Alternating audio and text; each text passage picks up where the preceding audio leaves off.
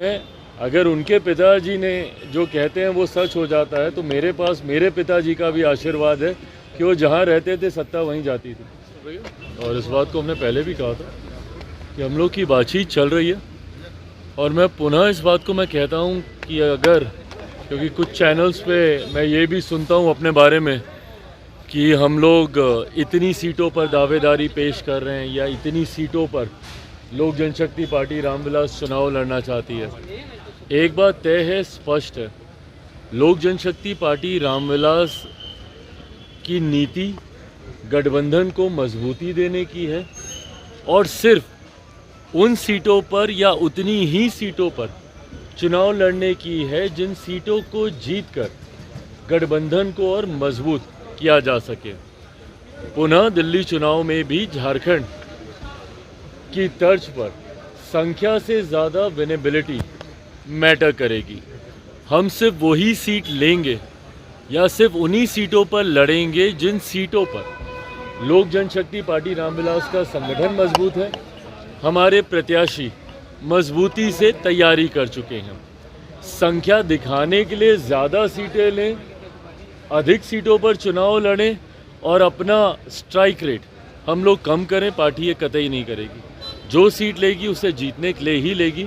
और मैं मानता हूं कि मौजूदा परिस्थिति में जिस तरीके से आम आदमी पार्टी केजरीवाल जी की झूठे वादों से दिल्ली की जनता त्राही त्राही कर रही है और ख़ास तौर पर हमारे बिहार के लोग, पूर्वांचल के लोग जिस बदहाल परिस्थिति में वहाँ पर जी रहे हैं और जिस तरीके से पूर्व मुख्यमंत्री केजरीवाल जी ने बिहारियों को अपमानित करने का काम किया, उन्हें फर्जी कहकर किसी को वोट जिताने के लिए फर्जीवाड़ा करने तक का, चुनाव जिताने के लिए फर्जीवाड़ा तक करने का आरोप जिस तरीके से यूपी बिहार के लोगों के ऊपर उनके द्वारा लगाया गया है, इन तमाम बातों को मद्देनज़र रखते हुए इस बार दिल्ली की जनता वोट करेगी। और 8 तारीख को जब परिणाम आएंगे तो वहाँ पे भाजपा के नेतृत्व वाली एनडीए की सरकार इस बार दिल्ली में बनने जा रही है। कितनी सीटों पे बातचीत कर रही है चिराग, और कितनी सीटों पे चुनाव आप लड़ने जा रहे हैं? हाँ,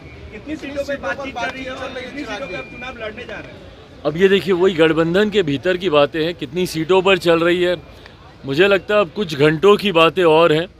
24 से 36-48 घंटे तक मुझे लगता है ये तमाम बातें सार्वजनिक हो जाएंगी। बट मैं पुनः दोहराता हूँ, कितनी सीटों पर नहीं, किन सीटों पर, संख्या से ज़्यादा विनेबिलिटी फैक्टर को मद्देनज़र रखते हुए हम लोग चुनाव की चर्चा कर रहे हैं। चिराग, मकर संक्रांति का समय चल रहा है और अब ये दावे किए जा रहे हैं अपोजिशन के द्वारा कि सरकार इधर उधर होने जा रही है। कितनी सच्चाई है इन दावों में? क्योंकि रोहिणी ने अभी करती है कि पापा की बातें सच होती है।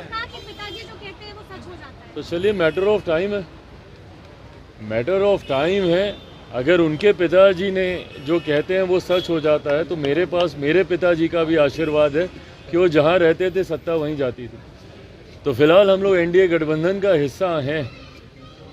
तो अगर उनके पिताजी के दावे अपनी तरफ हैं तो एक मौसम वैज्ञानिक के सुपुत्र के दावे भी फिर अपनी जगह पर। एनडीए गठबंधन न सिर्फ केंद्र में बल्कि बिहार में भी मजबूती से आगे बढ़ने का काम कर रहा है। और ये एनडीए गठबंधन, ये डबल इंजन की सरकार बिहार में न सिर्फ 2025 तक बल्कि बिहार विधानसभा के चुनाव के बाद अगले 5 साल तक केंद्र और राज्य में डबल इंजन की एनडीए की सरकार बरकरार रहेगी, इसमें कहीं कोई शक नहीं।